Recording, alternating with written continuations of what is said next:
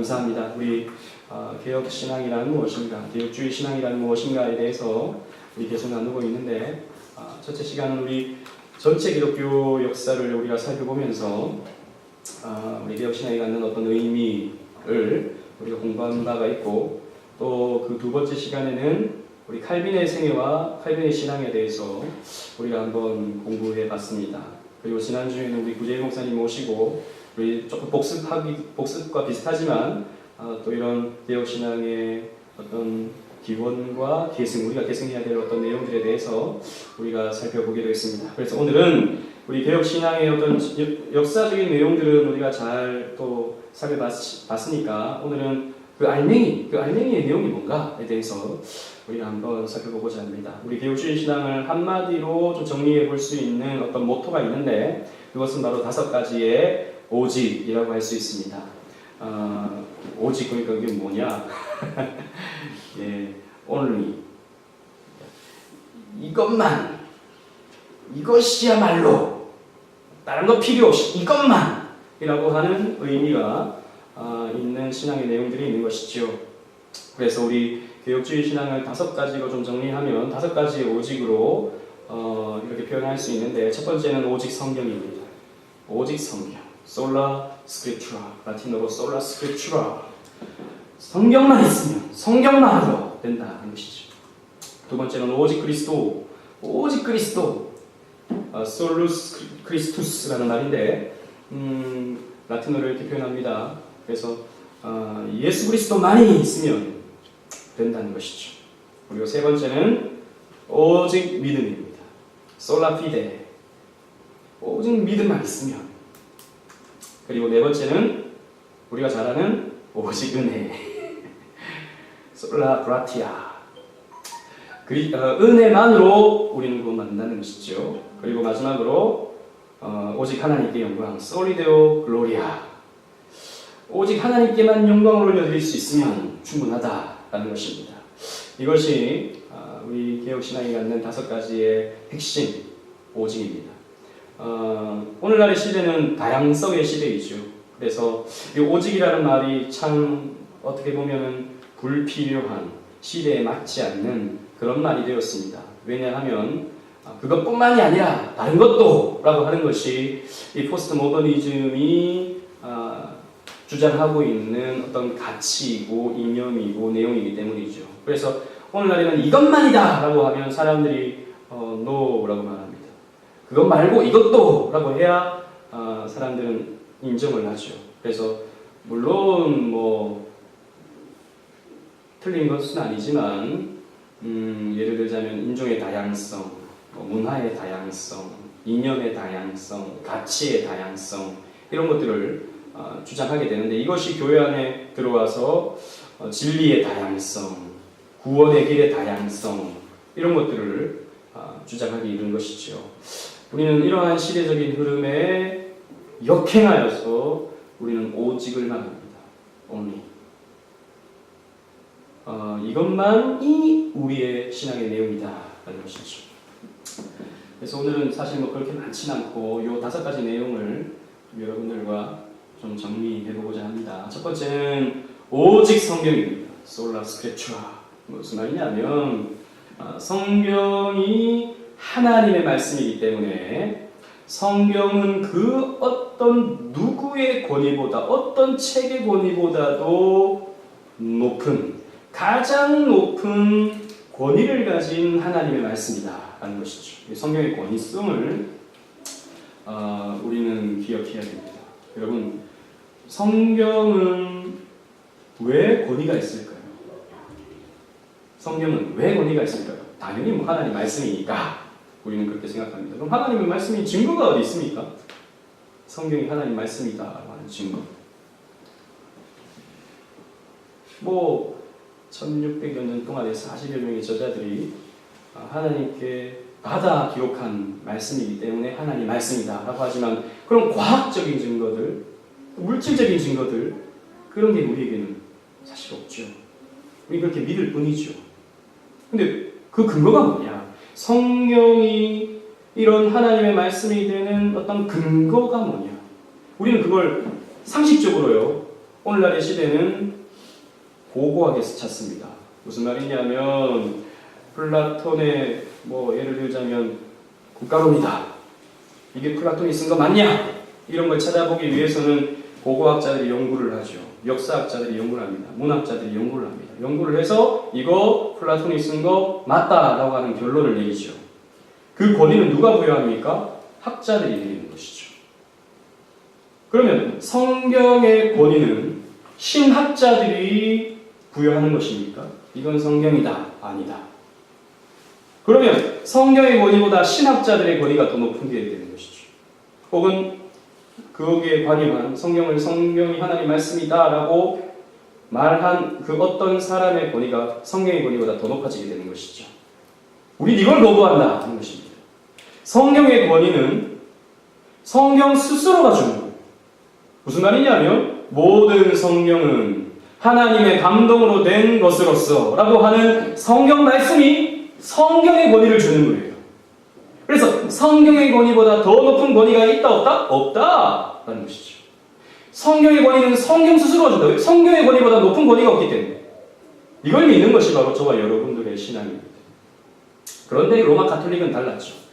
이 5가지 오직은 사실 엄밀히 말하면 로마 가톨릭과의 대척점이 있는 내용입니다. 로마 가톨릭은 성경의 권위보다도 교회의 권위를 더 높입니다. 그래서 교회가 성경의 권위를 부여하는 것이죠. 신구약 66권은 로마 가톨릭 교회가 예전에 결정해서 성경이 되었다라고 보는 교회를 갖죠. 그래서 나중에 시대가 지나면 이 66권 외에도 6권의 성경을 더해가지고 지금 로마 가톨릭이 보고 있는 성경에는요, 우리가 갖고 있지 않는 이 6가지의 책이 더 붙여져 있어요. 그걸 누가 정했느냐? 로마 교회가 정한 거예요. 그러니까 로마의 교회의 권위가 성경의 권위보다 더 높아지게 되는 것입니다. 우리 그것을 반대한다는 것이죠. 혹은 로마 가톨릭은 교회의 전통, 지난번에도 말씀드렸죠, 그죠? 교회의 전통과 성경의 권위를 동일시합니다. 그러니까 연옥교리, 마리아 숭배, 이것이 성경에 없다 이거죠. 왜 이렇게 됐냐? 이게 어떻게 그럼 진리가 되느냐? 교회가 옛날부터 그래왔다. 이러면 그게 하나님의 말씀과 동등한 권위를 갖게 됩니다. 여기에 우리 개혁신앙은 반대한다는 것이죠. 그래서 어떤 교회의 전통, 교회의 권위, 혹은 교황의 권위. 교황은 하나님의 대리인으로서 하나님의 말씀을 대변한다라고 보는 거죠. 그러니까 교황이 곧 하나님의 권위를 드러내는 거죠. 교황의 말이 하나님의 말씀을 드러낸다고 보는 거죠. 이런 것에 반대한다는 것입니다. 그래서 우리는 성경의 권위는 가장 높은, 그 어떤 것보다도 가장 높은, 어떤 사람, 어떤 형식, 어떤 전통, 이것과는 비교할 수 없이 크다라고 보는 것이 우리가 갖는 성경을 바라보는 관점이죠. 우리는 오직 성경이 하나님의 권위를 대변한다라고 보는 것입니다. 그리고 성경의 모성. 여러분, 성경의 모성이란 말은 성경에는 오류가 없다라는 말입니다. 과연 그럴까요? 성경에 오류가 없을까요? 우리가 보는 성경에 가끔씩 보면은 발로 해놓고 없음 이렇게 있잖아요, 그죠? 그럼 하나님 그것까지도 없음 하게 해놓으신 걸까요? 그리고 제가 가끔씩 여러분 설교할 때 이 번역은 조금 맞지 않다 이렇게도 제가 하잖아요, 그죠? 우리가 보는 성경에 제가 번역이 좀 맞지 않다, 표현이 좀 틀렸다, 이런 표현을 제가 가끔씩 한다고요. 굉장히 건방진 행동을 제가 한 건가요? 우리가 보는 이 개역 개정 성경은 번역상의 오류가 분명히 있습니다. 왜? 그거 사람이 한 거기 때문에. 그러나 성경의 원본은 지금 있을까요? 없을까요? 없어요. 하나님이 남겨두시지 않으셨습니다. 다 사본만 있어요. 그래서 여러 사본들과 대조해서 가장 성경 원전에 가깝다라고 한 역본을 우리나라 말로 번역해 놓은 것이 지금 우리가 읽고 있는 성경이거든요. 이 성경에는 그런 오류가 있어요. 번역상의 오류, 표현상의 오류가 있어요. 그러나 원 성경에는 오류가 없다는 것이죠. 왜 그럴까요? 하나님 말씀이니까 오류가 없는 거예요. 하나님 말씀이기 때문에. 하나님이 사도 바울에게, 모세에게, 성경의 여러 기자들에게 영감을 불어넣어 주셔서 성경을 쓰게 하셨는데 거기 오류가 있다? 그럴 수가 없는 거죠. 하나님은 전지전능하신 하나님이시기 때문에. 그래서 성경 밖에는 오류가 없는 책이 없는 거예요. 오직 성경인 것이죠. 진리를 부여받는 데 있어서 유일한 방법은 성경밖에 없고, 또 이 세상에 옳은 말만 하는, 진리만 담은 책은 성경밖에 없는 거예요. 성경의 무고성, 그리고 성경의 충족성. 성경이면 충분하게 우리를 구원하게 해준다. 우리를 구원하게 해준다. 성경만으로 충분하다. 다른 계시가 필요 없다는 것이죠. 여러분, 우리 교회는 그런 걸 안 하지만 조금만 여러분 이렇게 다른 교회를 다녀보시면 방언하는 사람들이 굉장히 많습니다. 방언하는 사람들, 부어칼로, 시칼로, 부어칼로, 시칼로 있어요. 기도할 때 코카콜라 이런 분들이 있어요. 그 말 들으면 신기하죠. 그걸 번역해주는 사람도 있어요. 그런 교회는. 방언을 막 하는 사람은 그게 무슨 말인지 모르는데, 방언에 통변의 은사가 있다는 사람이 막 그걸 번역해줘요. 번역해주면서 뭐라 그러냐면, 너 이번 시험에 80점 맞을 것 같아. 하나님이 그렇게 말씀해 주셨어. 너 이번에 어디 뭐 취업을 할까, 사업을 할까 고민하고 있는데, 하나님이 너 보고 사업하라고 했어. 뭐 이런 식으로 뭐 번역을 해주는 사람들이 있어요. 그거 괜찮은 걸까요? 그거 해도 되는 걸까요? 안 돼요, 여러분. 그거 하면 안 되는 거예요. 왜냐하면 여러분, 하나님이 뭔가를 가르쳐 주시는 것, 하나님이 하나님의 뜻을 알려주시는 걸 우리는 뭐라고 그러냐면 계시라고 그러는데, 그 계시를 오늘날도 받는다. 오늘날도 방언을 통해서 혹은 예언을 통해서 혹은 여러 가지 이적과 환상을 통해서 받는다라고 하면 성경은 불필요해지게 되는 거예요. 성경이 뭔가 불충분해서 하나님이 다른 계시를 주시게 되는 거예요. 그건 하나님의 말씀 성경을 불완전한 책으로 만들어버리게 되는 거예요. 성경 특별 계시는 완전한 책이에요. 충분한 책이에요. 우리가 구원받기에 있어서 하나님 말씀 안에서 살아가기에 있어서 충분한 책이에요. 그런데 뭔가 다른 계시가 필요해요. 그래서 뭐 기도 잘하는 권사님 찾아가고, 방언 잘하는 어떤 분 찾아가고, 예언 잘해주는 목사님 찾아가고, 이런 굉장히 위험한 것입니다. 이거 무속신앙이에요. 무속신앙. 점쟁이 찾아가는 것과 똑같은 거예요. 우리 개혁주의 신앙은 성경의 충족성을 믿습니다. 성경만으로 우리 신앙생활하는데 충분하다는 것이죠. 여러분, 우리 헷갈리죠? 가끔씩 고민될 때가 많죠. 내가 사업을 해야 되는지, 아니면 내가 취직을 해야 되는지, 하나님의 뜻이 뭔가, 우리 기도하죠.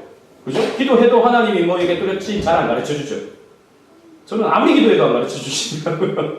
안 가르쳐 주죠. 그런 거 안 가르쳐 주십니다, 여러분. 그런 건 하나님이 여러분들 마음을 주장해 주셔서 결국에는 하나님 원하시는 길로 이끌어 가십니다. 결국은 결정은 누가 하냐면 하나님을 의지하면서 저와 여러분들이 하는 거예요. 성경에 취직해라 이런 말 없습니다. 성경에 사업해라 이런 말 없어요. 그 안에서 우리는 자유하는 거예요. 자유하지만 하나님이 우리의 삶 가운데 선한 길로 의의 길로 인도해 주시는 거예요. 우리 그걸 체험하고 살아가는 거죠. 뭐 내가 지금 뭐 어떻게 해야 되는지 이런 거 그때마다 하나님께 막 물어가지고 뭐 답을 얻는 이런 거 어찌 보면 위험한 신앙입니다. 다른 계시는 우리 불필요한 거예요.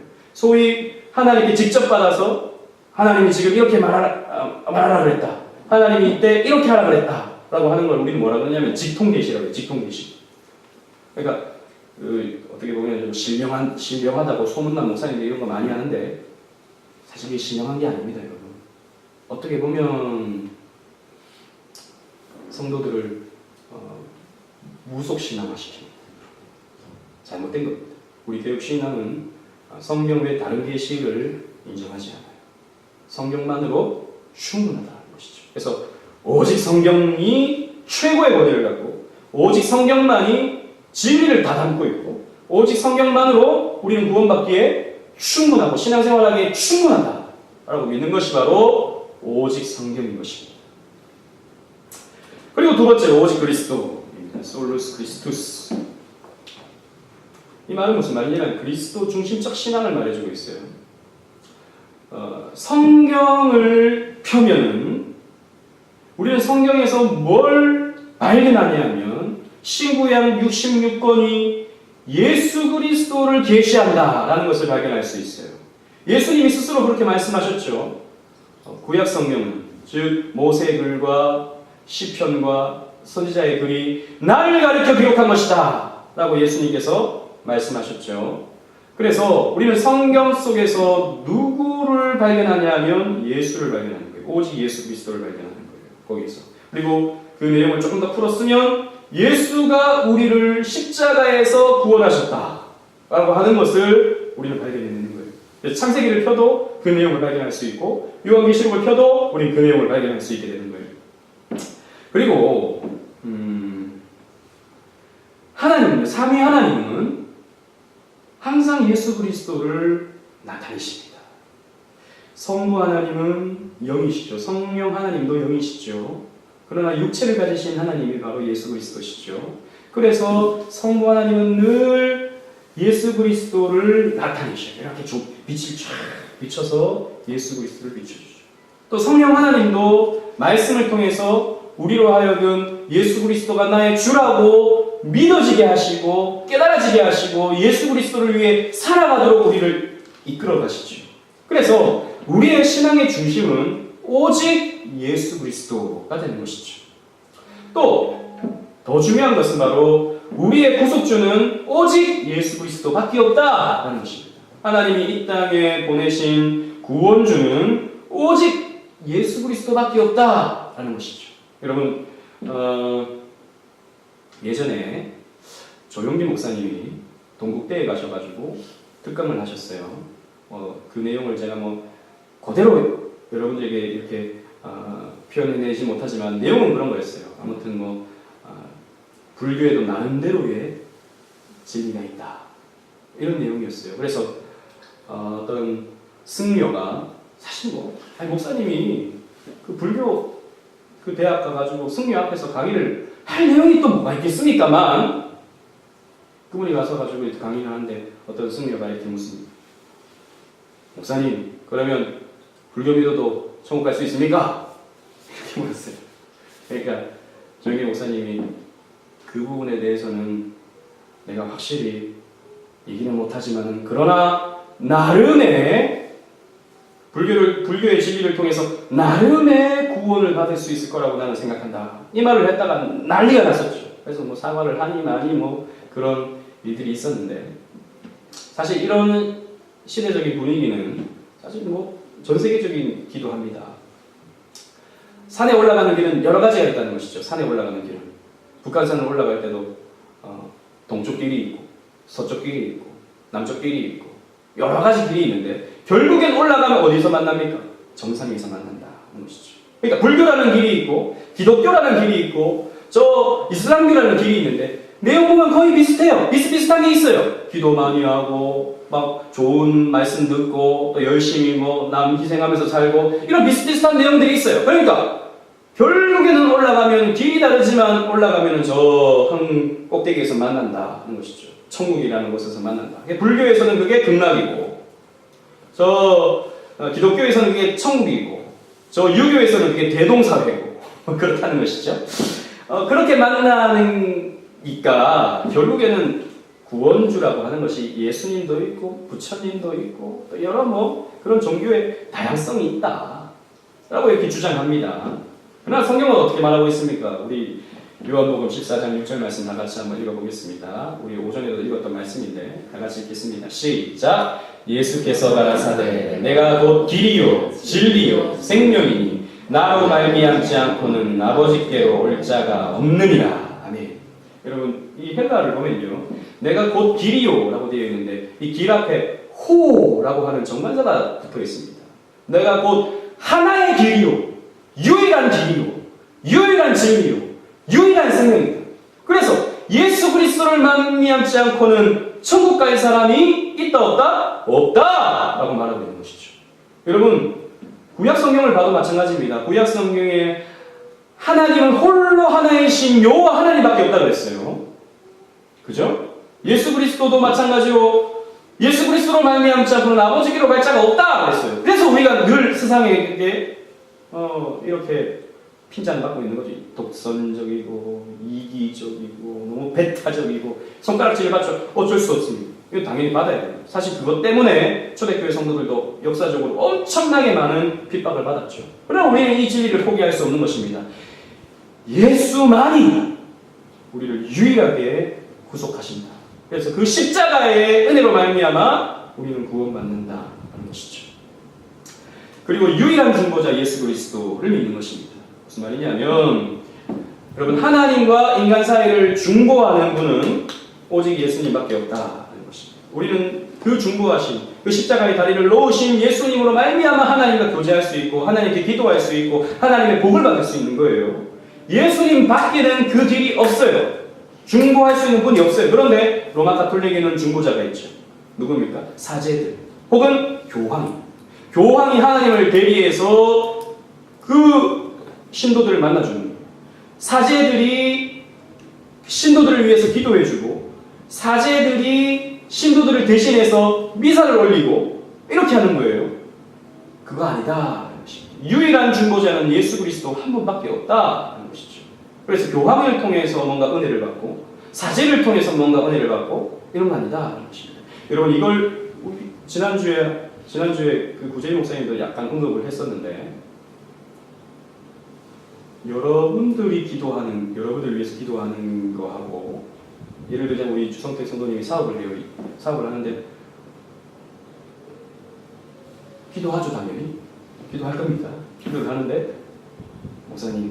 목사님이 꼭 와서 한번 기도해 주세요. 할 수 있어요. 나쁜 거 아닙니다. 당연히 해야 돼요. 왔는데 평소에 주성택 성도님이 기도하는 걸 하나님이 더 잘 들어주실까요? 제가 특별히 가서 기도하면 하나님이 더 잘 들어주실까요? 똑같다는 것입니다. 여러분 똑같다는 거예요. 제가 목사이기 때문에 기도할 때 연발이 더 좋아서 더 기도가 잘 올라가고 더 응답 잘 되어지고 그런 게 아니다라는 것입니다. 저는 목양적 관점에서 여러분들을 위해 기도하는 거지 제가 기도가 더 효험이 있어가지고 기도가 더 잘 올라가고 그런 거 결코 아닙니다. 그래서 여러분 기도 응답 잘 받는다는 용안하는 목사님들 찾아가지 마세요. 여기 그런 분들 없겠지만 그 목사님한테 기도받으면 3년은 문제없대. 이런 사람들이 있는데 무당하고 똑같은 것이죠. 그 보살님한테 가서 기도받으면 부적 하나 받으면 3년은 문제없대. 3제도 지나간대. 그럼 뭐가 차이가 있습니까? 똑같은 것이죠. 그런 거 없습니다, 여러분. 그래서 목사나 여러분들이나 하나님을 향해 그리스도를 통해서 우리는 교제할 수 있기 때문에 똑같은 거예요. 그런데 로마 가톨릭이 그렇게 가르치지 않죠. 사제가 갖는 영적인 은혜가 있습니다. 그리고 교황이 갖는 영적인 은혜가 있습니다. 그걸 성도들에게 나누어 준다고 보는 거죠. 나누어 준다. 그런 게 아니다 라는 것입니다.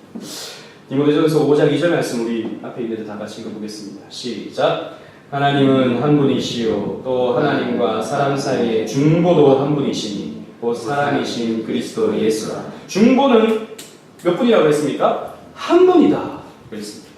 예수님 밖에는 다른 중보자가 없다라는 것이죠. 그리고 세 번째로 오직 믿음입니다. 솔라 피데. 이 말은 무슨 말이냐면 구원의 유일한 방법은 오직 믿음이다 라는 것입니다. 지난번 여러분들에게 이 중세 시대 때의 여러 가지 문제점들을 설명했지만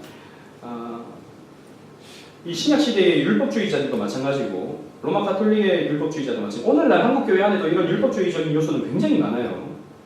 믿음만으로 된다라고 하면 사람들이 잘 안 믿어요. 믿음만으로 어떻게 돼? 그래도 내가 뭔가를 좀 해야지. 그래도 내가 뭔가 좀 일어나야지 라고 생각합니다. 그런데 그것이 아니다라는 것이죠. 그게 뭐냐면 우리가 갖고 있는 자기 가치를 챙기는 것입니다. 내 가치가 있다는 거죠. 내 행위에 가치가 있다는 것입니다. 그걸 사람들이 부정하면요 굉장히 기분 나빠하고 자존심 상해하죠. 우리가 아무 쓸모없는 먼지 조각이라고 생각하면 사람들은 내가 그 정도밖에 안 돼 라고 생각하고 자존심 상해하는 것이죠. 아닙니다 여러분. 우리는 먼지와 같습니다. 아무것도 아니에요. 우리가 뭔가를 했다 한들 제가 누누이 말씀드리지만 거기에는 내 욕심과 내 야망과 내 이기심이 투영되어서 나타나는 여러 행위들이다라는 것이죠. 칭찬받고 싶고 존경받고 싶고 복받고 싶은 그런 마음들이 들어가게 되어 있다는 것이죠. 그래서 하나님은 우리를 행위를 통해서 구원하지 않으시고 죄를 자각하여 우리의 죄를 해결하시는 예수 그리스도를 믿는 믿음으로 말미암아 우리를 구원하도록 하시는 것이죠.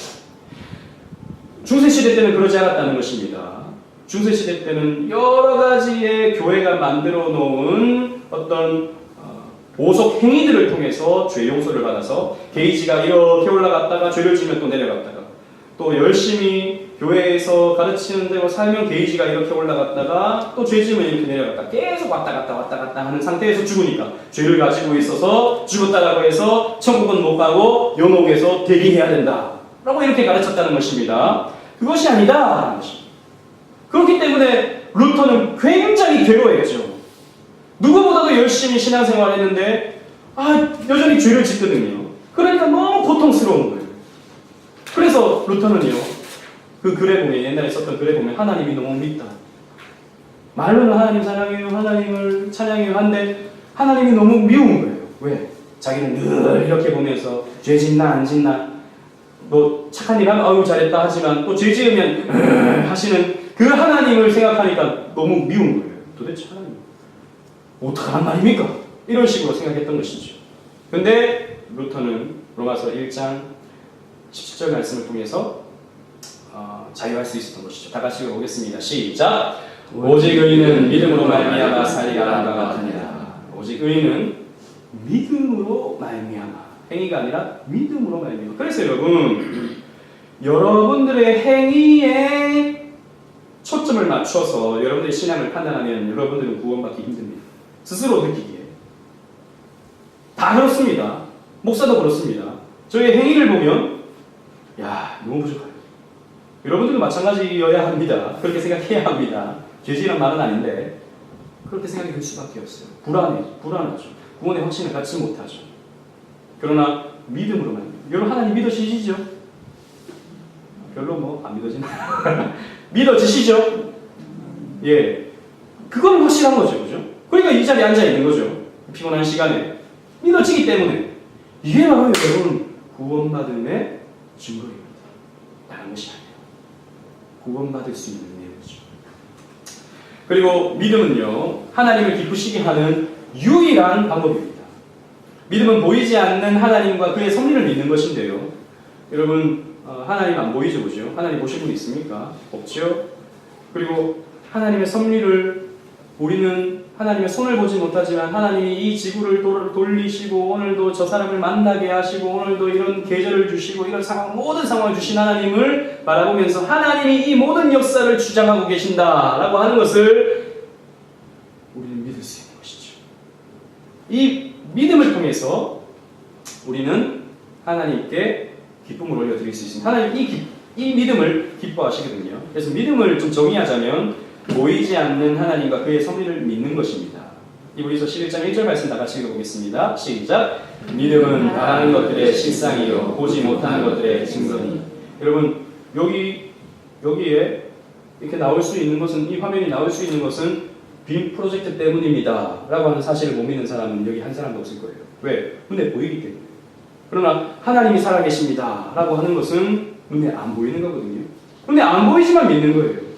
그걸 하나님께서 기뻐하십니다. 그래서 히브리서 11장 6절 말씀 또 읽어보겠습니다. 시작! 믿음이 없이는 기쁘시게 못하나니. 믿음이 없이는, 믿음을 통해서는 하나님을 기쁘시게 할 수 있지만 믿음 없이는 하나님을 기쁘게 할 수 없다는 것이죠. 그래서 하나님이 기뻐하시는 건 뭐냐면 우리의 믿음입니다. 우리의 믿음을 하나님께서 기뻐하시고, 그렇다고 여러분 믿기만 하면 되기 때문에 행위는 필요 없는 것이죠? 필요 없는 것이죠? 아니죠, 그죠? 똑똑하십니다. 고개를 이렇게 절레절레 흔드십니다. 참 믿음은 당연히 믿음의 행위를 낳게 되어 있습니다. 여러분들이 하나님을 믿으면 예배에 나올 수밖에 없고, 안 나오면 찝찝하고 뭔가 해야 할 일을 안 한 것 같고 이런 마음이 생길 수밖에 없는 것이죠. 그리고 여러분들이 점점 더 믿음이 커지면 커질수록 교회를 통해서 쓰임받고 싶어하고 교회를 전하고 싶어하고 또 복음을 전하고 싶어하고 또 이 교회를 통해서 하나님께 영광 올려드리고 싶어하는 마음이 점점 커진다고요. 거기에 대한 합당한 행동들이 나타나게 되어 있는 것입니다. 그 당연한 거예요. 그래서 지난주에 우리 칼빈에 대해서도 우리 배울 때 칼빈이 가지고 있던 신앙의 대표적인 게 뭐냐면 신행일치라고 하죠. 믿었으면 반드시 믿음에 대한 행위가 나타나게 되어 있다는 것입니다. 그러나 행위를 통해서 하나님은 우리를 구원하지 않으시고 믿음만으로 하나님은 우리를 구원하십니다. 그래서 이렇게 정리할 수 있어요. 행위는 구원의 조건은 못 되지만 구원의 결과입니다. 구원받음의 결과는 믿음의 행위들이 나타나게 되어 있어요. 그리고 우리가 기억해야 할 우리 교회의 모토 오직 은혜 솔라그라티아입니다. 이 말은 무슨 말이냐면 공로가 아닌 은혜다라는 것입니다. 구원은 우리의 열심과 우리의 노력이 아닌 하나님의 은혜로 받는 것이다 라는 것이죠.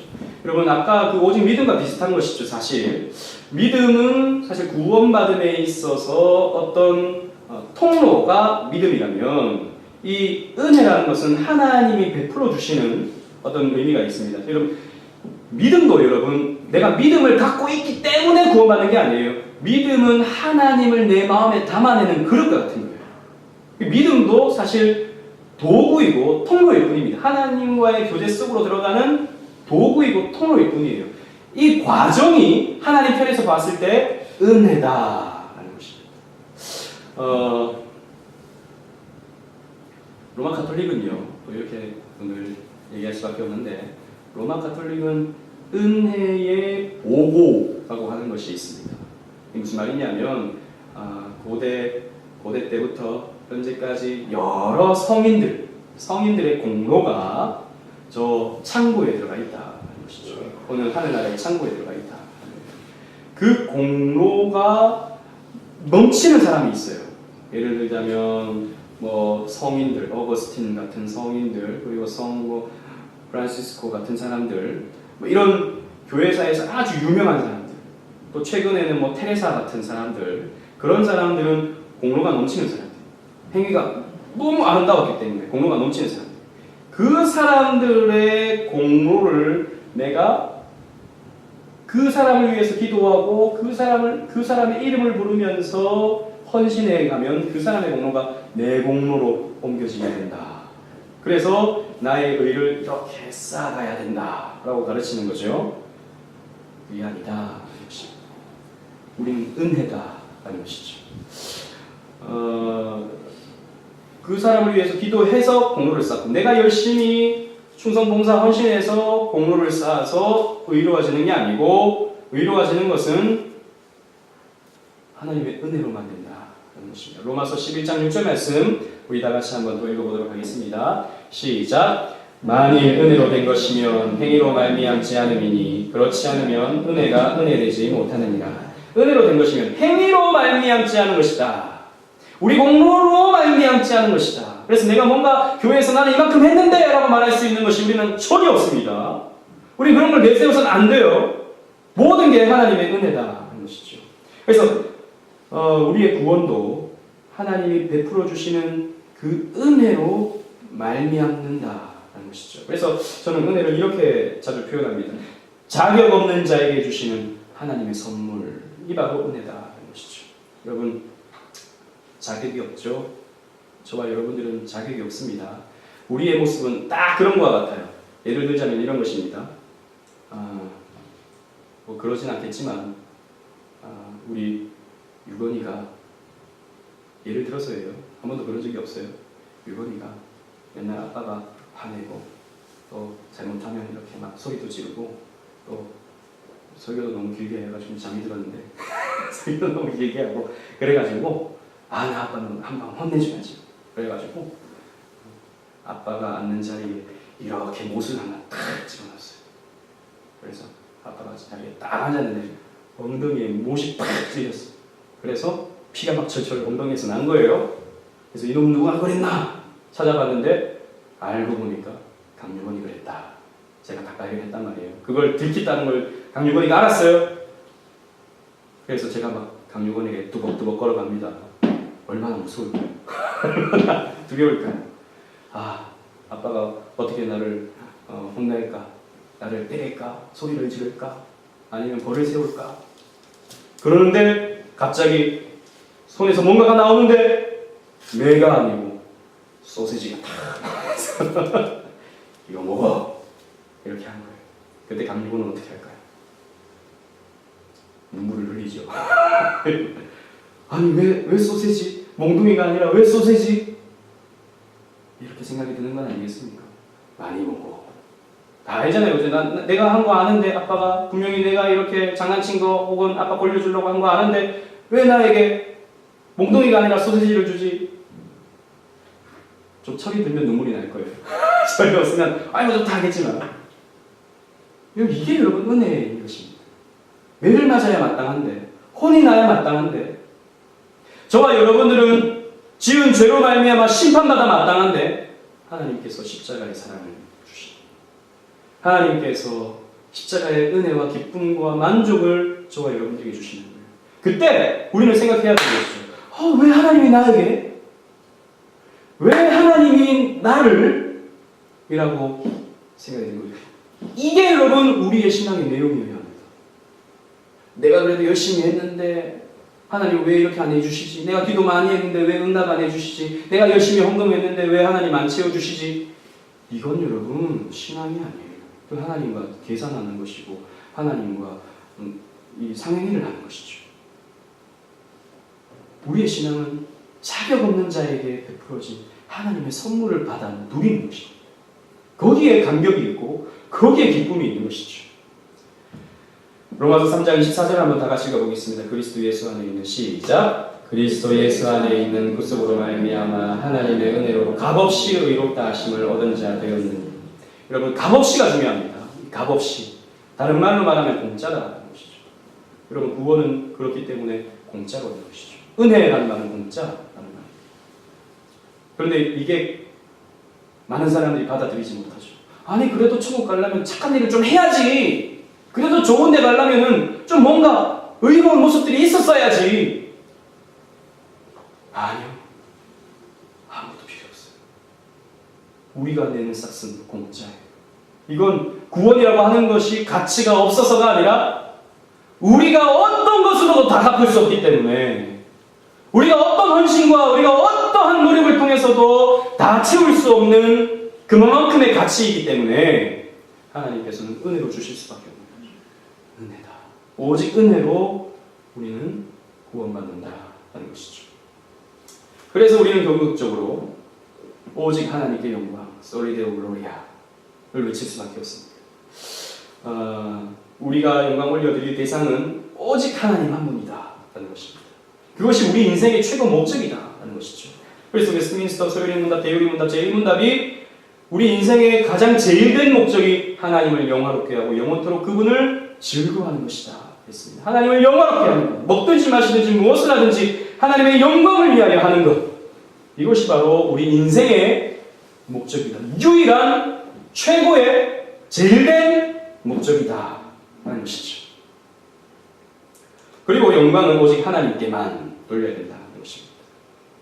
천주교는 천사에게도 영광을 돌리고 성자에게도 영광을 돌리고 마리아에게도 영광을 돌리면서 예배의 대상으로 삼습니다. 그러나 우리의 예배의 대상은 오직 하나님입니다. 십자가도 예배의 대상이 되면 안 됩니다. 십자가의 흉을 이렇게 바라보면서 그 앞에 절을 하고 그걸 붙들면서 기도하면 뭔가 효험이 더 있을 것 같고 그런 게 아니다는 것이죠. 성상도 그림도 이런 게 우리의 예배의 대상이 되면 안 된다는 것이죠. 그래서 예배 드릴 때 예수님 사진, 예수님 그림 앞에 딱 놓고 이렇게 같이 기도하고 이런 게 여러분 자칫하면 우상숭배가 되는 거예요. 그런 거 아니다.